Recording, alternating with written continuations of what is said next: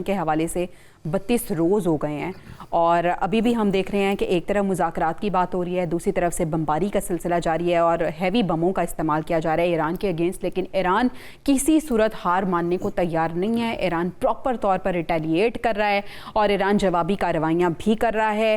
تیسری طرف ہم دیکھ رہے ہیں کہ پاکستان ایک کوشش کر رہا ہے کہ ان دونوں کے درمیان کسی طرح سے سیز فائر ہو سکے, معاملات کچھ طے پا جائیں. آپ اب کیا دیکھ رہے ہیں, آگے آنے والے دنوں میں مزید کشیدگی بڑھے گی کہ صرف تھوڑا سا مشرق وسطیٰ میں سکون آتا ہوا آپ دیکھ رہے ہیں؟ دیکھیے, امن اور سکون کی دعا تو ضرور کی جا سکتی ہے, لیکن صورتحال آئے روز گمبھیر ہوتی جا رہی ہے. ابھی کچھ دن پہلے جب ٹرمپ نے اعلان کیا, امریکہ نے اور اسرائیل نے, کہ زمینی فوج ہم ایران میں داخل کرنے کی کوشش کریں گے, دیکھیے یہ انتہائی خطرناک سچویشن ہے. ابھی برطانیہ نے اور دوسرے کئی ممالک نے اس حوالے سے امریکہ کا ساتھ دینے سے انکار کر دیا. انہوں نے کہا جی کہ ہم کسی صورت بھی جو ٹروپس ہیں, جو زمینی فوج کے لوگ ہوں گے, ان میں ہم کسی صورت بھی شریک نہیں ہوں گے. جو کہا جا رہا ہے کہ 13,500 14,000 15,000 تک جو امریکی فوجی ہیں ان کو ایران میں داخل کیا جائے گا.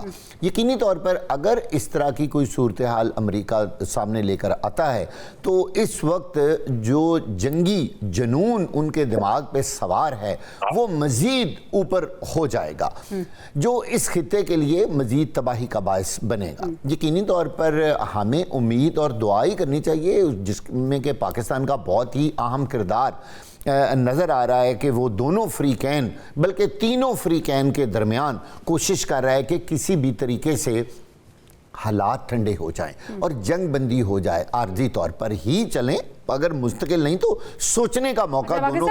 واقع صاحب, یہ جو زمینی کارروائی کے حوالے سے ہم بات کر رہے ہیں, آپ کو یہ لگتا ہے کہ اگر امریکہ نے یہ غلطی کی تو پھر ایک اور بہت بڑی مس کیلکولیشن ہوگی امریکہ کی, کیونکہ جو تھے ان کے مستعفی سیکیورٹی عہدیدار امریکہ کے, وہ بھی عوام سے اپیل کر رہے ہیں کہ منع کریں کہ زمینی کارروائی نہ ہو. اگر یہ زمینی کارروائی ہوتی ہے تو جنگ مزید کشیدہ ہو جائے گی. یہی وجہ ہے نا کہ یورپ کے بہت سارے ممالک نے اور اس کے علاوہ برطانیہ نے بھی فوری طور پر اس بات سے انکار کر دیا ہے کہ ہم کسی صورت بھی زمینی کارروائی میں شامل نہیں ہوں گے, جبکہ امریکہ کو یہ امید تھی کہ شاید دوسرے ممالک دنیا کے جو ہیں وہ میرے ساتھ زمینی کارروائی میں حصہ لیں گے اور شاید ہم ایران کو نیست و نابود خدا نخواستہ کرنے میں کامیاب ہو جائیں گے. دیکھیں 23 روز سے مسلسل 32 روز سے مسلسل آپ دیکھ لیے بمباری ہو رہی ہے, میزائل گر رہے ہیں اور امریکہ اور اسرائیل دونوں مل کر اپنا پورا زور لگا رہے ہیں کہ کسی طریقے سے وہ ایران کو زیر کر سکیں.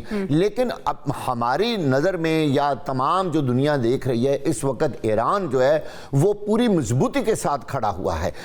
آپ اس بات سے انکار نہیں ہے کہ اس پوری صورتحال سے پوری دنیا کا نقصان ہو رہا ہے, اس خطے کا نقصان ہو رہا ہے, لوگوں کا نقصان ہو رہا ہے, مہنگائی کہاں سے کہاں. ہم دیکھ رہے ہیں کہ جو ہمارے وزیر خارجہ ہیں اور ڈپٹی پرائم منسٹر ہیں وہ چائنا بھی گئے ہیں اور مذاکرات کی جو کوششیں ہیں اس کو آگے لے جانا چاہتے ہیں. چائنا اور رشیا دو بڑی طاقتیں اور بڑا اہم رول ہے ان کا. کیسے دیکھتے ہیں پاکستان کی سفارتکاری کو, کیونکہ سر یہ جو جنگ ہے عالمی معیشت کو تباہ و برباد کر رہی ہے؟ اچھا, ساری دنیا نے دیکھا کہ پچھلے کئی سالوں سے پاکستان کی سفارتکاری دنیا میں نمبر 1 رہی ہے, جس کی وجہ سے بھارت میں آگ لگی ہوئی ہے. وہ ہر مرحلے میں مات کھا گئے ہیں, پیچھے رہ گئے ہیں, اور وہاں کی پبلک بھی کہہ رہی ہے اپنے نمائندوں کو کہ آپ پاکستان کی سفارتکاری تو دیکھیں کہ وہ کیا کر رہے ہیں. یہاں میں ایک چیز ایڈ کرنا چاہتا ہوں. دیکھیے, جب یہ جنگ شروع ہوئی تو اسرائیل کے اور امریکہ کے جو پبلک ریپریزنٹیٹیوز ہیں ان کو وہاں کئی کمیٹیاں ہیں, کوئی دفاعی کمیٹی, کوئی ڈیفنس کمیٹی ہے, کوئی ان کے پیسے لین دین کی کمیٹی ہے, اخراجات کی کمیٹی. ان کو جب اس جنگ کے بارے جنگ ہونے سے پہلے بریفنگ دی گئی اور ان کو جو ٹارگٹس بتائے گئے وہ بڑے ڈیفرنٹ تھے, لیکن حاصل کچھ نہیں ہوا. اب دونوں ملکوں کے اندر ان کے پبلک ریپریزنٹیٹیوز کی طرف سے دونوں حکومتوں کو انتہائی مشکل کا سامنا ہے.